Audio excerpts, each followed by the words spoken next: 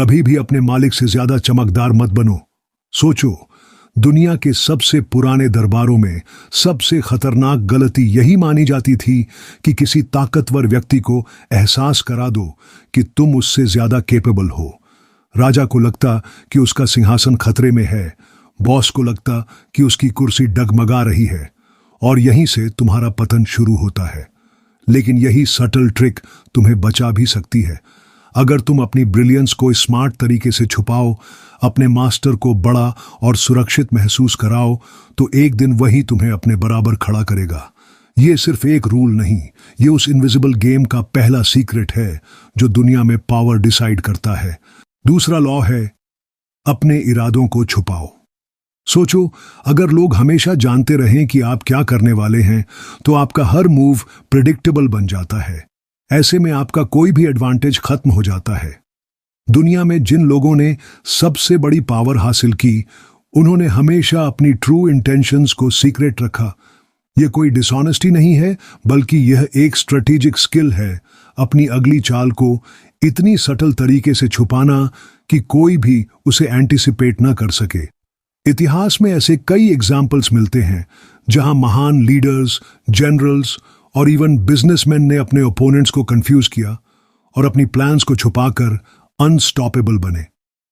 Napoleon, सन Tzu और कई और स्ट्रैटेजिस्ट्स ने यही किया। जब लोग आपके इंटेंशंस को समझ नहीं पाते, तो वे आपको अंडर एस्टिमेट करने लगते हैं, और वही आपका सबसे बड़ा एडवांटेज बन जाता है। पावर वाले लोग जानते हैं कि ट्रांसपेरेंसी हमेशा अच्छी नहीं होती। अगर आप हर चीज ओपनली बताते हो, तो आप खुद को वल्नरेबल बना देते हो। वहीं थोड़ी मिस्ट्री और कैलकुलेटेड सीक्रेसी आपको कंट्रोल देती है। अपने प्लान्स और एम्बिशंस को सटली छुपाकर रखना ही आपको एज देता है और आपकी क्रेडिबिलिटी बढ़ाता है। तो याद रखो, यह लॉ सिर्फ एक नियम नहीं है, बल्कि एक प्रिंसिपल है जो आपको बताता है कि कैसे आप इंटेलिजेंट, कॉशियस और स्ट्रेटेजिकली अनबीटेबल बन सकते हो। जब आप अपने इंटेंशंस को स्मार्ट तरीके से कंसील करते हो, तो दुनिया आपको अंडर एस्टिमेट करती है और आप धीरे धीरे हर सिचुएशन में डोमिनेट करने लगते हो। अपने इरादों को छुपाओ। सोचो, अगर लोग हमेशा जानते रहें कि तुम क्या करने वाले हो, तो हर मूव प्रिडिक्टेबल बन जाता है और तुम्हारी ताकत खत्म हो जाती है।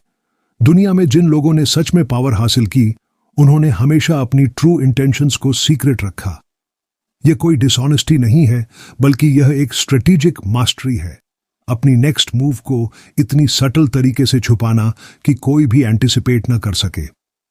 हिस्ट्री में कई एग्जाम्पल्स हैं। नेपोलियन ने, सन त्सू ने और कई महान रूलर्स ने हमेशा अपने ओपोनेंट्स को कंफ्यूज किया।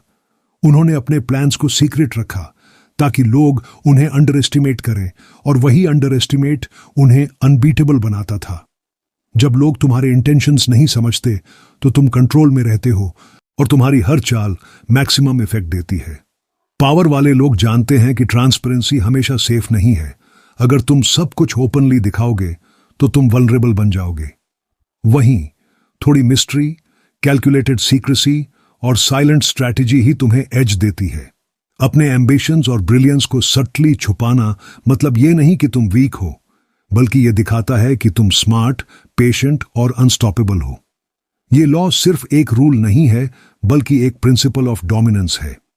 जब तुम अपने इंटेंशंस को क्लेवरली कंसील करते हो, लोग तुम्हें अंडर एस्टिमेट करते हैं, लेकिन वही अंडर एस्टिमेट तुम्हारे लिए मौका बन जाता है। तुम्हारी पावर ग्रो करती है और धीरे धीरे तुम हर सिचुएशन में कंट्रोल और अथॉरिटी दिखाने लगते हो। याद रखो, कंसील योर इंटेंशंस का मतलब है कि तुम्हारी इंटेलिजेंस और स्ट्रैटेजी इतनी स्ट्रांग हो कि कोई भी तुम्हारे अगले मूव को प्रिडिक्ट न कर सके। यही स्किल तुम्हें ऑर्डिनरी से एक्स्ट्रॉर्डिनरी बनाती है और दुनिया में तुम्हारी इन्फ्लुएंस को अनस्टॉपेबल बनाती है। अब सोचो, जब लोग तुम्हारे इंटेंशंस नहीं जानते, तो उनके दिमाग में अनसर्टेनिटी और डाउट पैदा होती है, और यही डाउट तुम्हारे लिए सबसे बड़ी पावर बन जाती है। कोई भी अपने ओपोनेंट्स को अंडर एस्टिमेट करना पसंद करता है, और यही अंडर एस्टिमेट तुम्हारी सबसे बड़ी ताकत बन सकती है। तुम अपनी ब्रिलियंस और एम्बिशन को स्मार्ट तरीके से छुपाते हुए धीरे धीरे सिचुएशन को अपनी कंट्रोल में ले लेते हो। हिस्टोरिकल एग्जाम्पल्स में कई महान स्ट्रेटेजिस्ट्स ने यही किया। नेपोलियन अपने ओपोनेंट्स को भ्रमित करके हर बैटलफील्ड में डोमिनेंट रहा। सन त्सू ने अपने प्लान्स को हमेशा सीक्रेट रखा ताकि दुश्मन उनके नेक्स्ट मूव का अनुमान न लगा सके। यही स्किल उन्हें अनस्टॉपेबल बनाती है। पावर में सटल्टी सबसे बड़ा वेपन है। जब तुम ओपनली अपने गोल्स और इंटेंशंस दिखाते हो तो लोग उन्हें रोकने की कोशिश करते हैं, लेकिन अगर तुम अपने इंटेंशंस को क्लेवरली कंसील करोगे तो लोग तुम्हें अंडर एस्टिमेट करेंगे और तुम अपनी हर मूव को परफेक्ट तरीके से एग्जीक्यूट कर सकोगे। याद रखो, यह लॉ सिर्फ छुपाने की बात नहीं करता, बल्कि यह सिखाता है कि कैसे तुम अपनी स्ट्रैटेजिक इंटेलिजेंस और अथॉरिटी बना सकते हो। यही स्किल तुम्हें ऑर्डिनरी से एक्स्ट्रॉर्डिनरी बनाती है और तुम्हारी पावर को अनस्टॉपेबल बना देती है। इस तरह कंसील योर इंटेंशंस सिर्फ एक नियम नहीं, बल्कि एक कोर प्रिंसिपल है जो यह तय करता है कि तुम हर सिचुएशन में कैसे डोमिनेट कर सकते हो बिना अपनी ट्रू स्ट्रेंथ को एक्सपोज किए। तीसरा लॉ है court attention at all costs. सोचो, दुनिया में जितने भी पावरफुल लोग हैं उन्होंने कभी भी खुद को इनविजिबल नहीं होने दिया। अगर तुम अननोटिस्ड रहोगे तो तुम्हारा इन्फ्लुएंस और अथॉरिटी धीरे धीरे फेड हो जाएगा। पावर की दुनिया में विजिबिलिटी ही स्ट्रेंथ है। इतिहास में कई ऐसे एग्जाम्पल्स हैं जहां लीडर्स और रूलर्स ने अपनी प्रेजेंस और इमेज को इतना स्ट्रांग बनाया कि लोग उनके इर्द गिर्द रिवॉल्व करने लगे। नेपोलियन, क्लियोपैट्रा और कई महान स्ट्रैटेजिस्ट्स ने हमेशा ध्यान आकर्षित किया। उन्हें पता था कि चाहे स्ट्रैटेजी कितनी भी ब्रिलियंट हो, अगर लोग तुम्हें नोटिस ही नहीं करेंगे तो तुम्हारी पावर मीनिंगलेस हो जाती है। लेकिन ध्यान आकर्षित करना सिर्फ दिखावा नहीं है, यह इंटेलिजेंट पोजीशनिंग और स्ट्रेटेजिक अटेंशन लेने की कला है। अपनी प्रेजेंस को स्मार्ट तरीके से यूज करो ताकि लोग तुम्हें रिस्पेक्ट करें और तुम्हारी हर मूव इंपैक्टफुल लगे। एक्सेसिव एक्सपोजर या फ्लैशी बिहेवियर से बचो, क्योंकि यह चीप या डेस्परेट लग सकता है। बैलेंस बनाकर सटल कैरिज्मा और कमांडिंग ऑरा दिखाना ही रियल पावर है।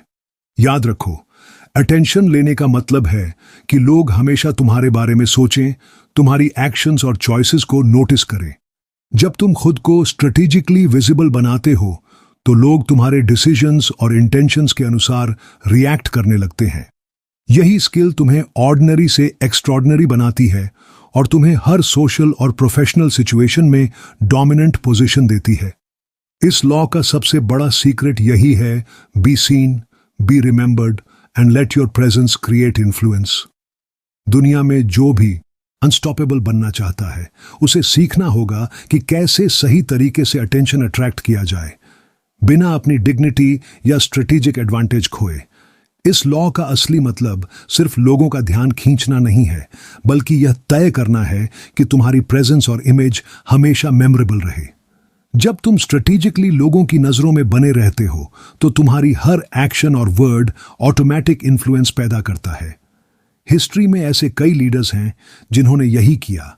उनके नाम और एक्शंस इतनी स्ट्रांगली याद रखे गए कि उनके ओपोनेंट्स उनकी रेपुटेशन से डरते थे।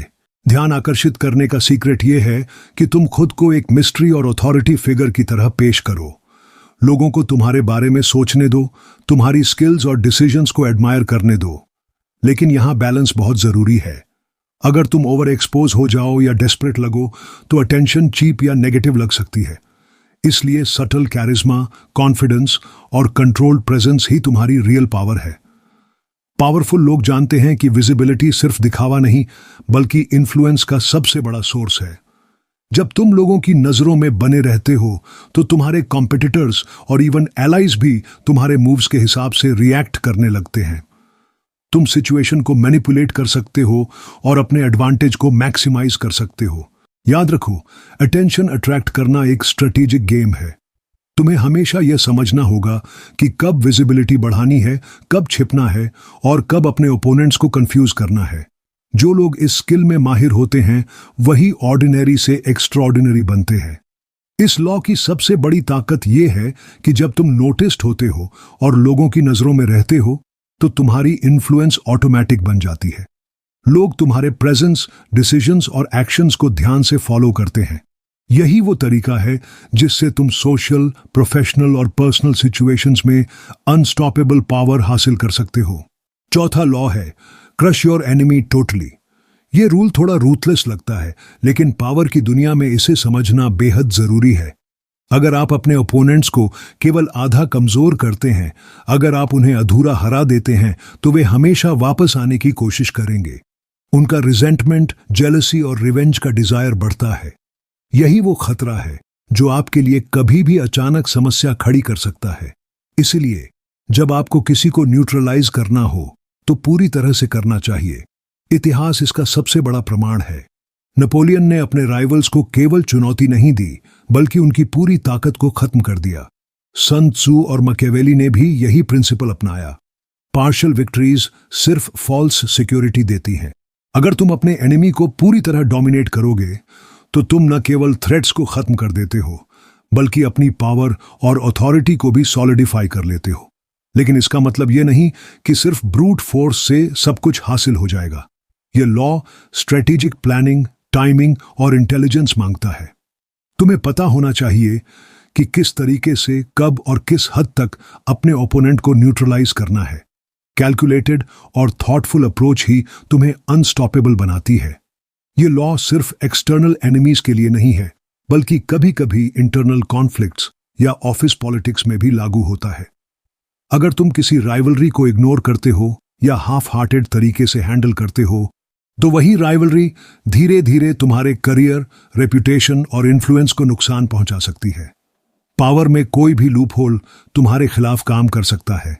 इसलिए याद रखो, क्रश योर एनिमी टोटली मतलब है कि अपने हर ओपोनेंट, हर थ्रेट और हर ऑब्स्टिकल को पूरी तरह न्यूट्रलाइज करना, ताकि उनका कभी भी तुम्हारी सफलता पर इंपैक्ट न पड़े। यह रूथलेस लग सकता है, लेकिन यही वो सीक्रेट है जो महान लीडर्स और अनस्टॉपेबल स्ट्रैटेजिस्ट्स को ऑर्डिनरी लोगों से अलग बनाता है।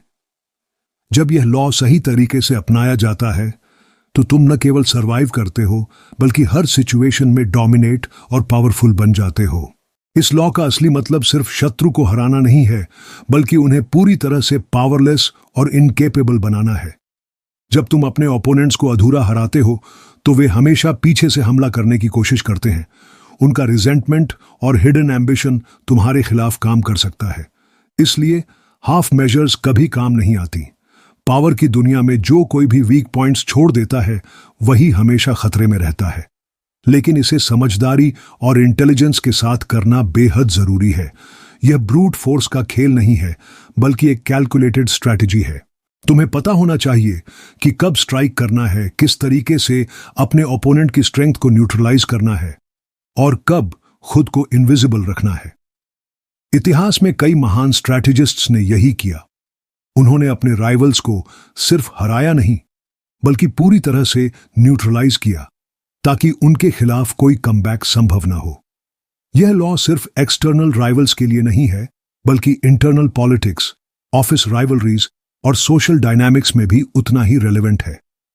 कई बार एक छोटा अनरिजॉल्व्ड कॉन्फ्लिक्ट धीरे धीरे बड़ा थ्रेट बन जाता है। जब तुम इस लॉ को स्मार्ट तरीके से अपनाते हो, तो तुम हर सिचुएशन में एंटिसिपेट करने और कंट्रोल करने की एबिलिटी पा लेते हो। साथ ही यह लॉ तुम्हें यह भी सिखाता है कि मर्सी या हाफ हार्टेड अप्रोच कभी कभी नुकसानदायक हो सकती है। अगर तुम्हारा ओपोनेंट अपने फेलियर से सीखकर वापस आता है, तो अगली बार वह और मजबूत बनकर तुम्हारे सामने खड़ा होगा। इसलिए कंप्लीट डोमिनेंस और स्ट्रेटेजिक एलिमिनेशन ही अल्टीमेट पावर की गारंटी है। याद रखो, क्रश योर एनिमी टोटली का मतलब सिर्फ लड़ाई जीतना नहीं, बल्कि ऐसा करना कि तुम्हारे विरोधी कभी तुम्हारी सक्सेस को चैलेंज न कर सके। यही रूथलेस, इंटेलिजेंट और अनस्टॉपेबल लीडर्स की पहचान है। जब यह प्रिंसिपल सही तरीके से फॉलो किया जाता है, तो तुम्हारी पावर ग्रो करती है, तुम्हारी रेप्यूटेशन अनशेकेबल बनती है और तुम हर अरीना में डोमिनेंट बने रहते हो। 5वां लॉ है discover each man's thumb screw. इसका मतलब है कि हर इंसान की एक कमजोरियों की जगह होती है। कोई इमोशनल हो सकता है, कोई अपनी प्राइड को लेकर सेंसिटिव, तो कोई अपनी डिजायर्स या एम्बिशंस के लिए बहुत ससेप्टेबल होता है। पावर की दुनिया में वही व्यक्ति जो दूसरों की वीकनेसेस को समझता है, वह कंट्रोल और इन्फ्लुएंस हासिल कर सकता है। सोचो, अगर तुम जानो कि किसी व्यक्ति को क्या चीज परेशान करती है या उसकी सबसे बड़ी चाहत क्या है, तो तुम उसके एक्शंस और डिसीजंस को एंटिसिपेट कर सकते हो। हिस्ट्री में कई महान लीडर्स ने यही किया। मकियावेली और सन त्सू ने हमेशा अपने ओपोनेंट्स की साइकोलॉजी समझी और उसी अनुसार स्ट्रेटजीज बनाई। जब लोग अपनी वीकनेसेस को छुपाते हैं तो वही इंटेलिजेंट ऑब्जर्वर्स उन्हें मैनिपुलेट करने में सफल हो जाते हैं। लेकिन यह लॉ सिर्फ मैनिपुलेशन के लिए नहीं है, यह तुम्हें यह भी सिखाता है कि किसी भी रिलेशन या सिचुएशन में कैसे अपनी स्ट्रैटेजिक एडवांटेज बनाई जाए। अगर तुम किसी व्यक्ति की वल्नरेबिलिटीज पहचान लेते हो तो तुम उसे इन्फ्लुएंस कर सकते हो, परसुएजन कर सकते हो और कॉन्फ्लिक्ट्स को प्रिवेंट कर सकते हो। इस नॉलेज से तुम अपने ओपोनेंट्स को न्यूट्रलाइज करने के साथ साथ एलाइज को भी अपने साइड में अट्रैक्ट कर सकते हो। पावर की दुनिया में यह लॉ एक सटल लेकिन सबसे इफेक्टिव तरीका है।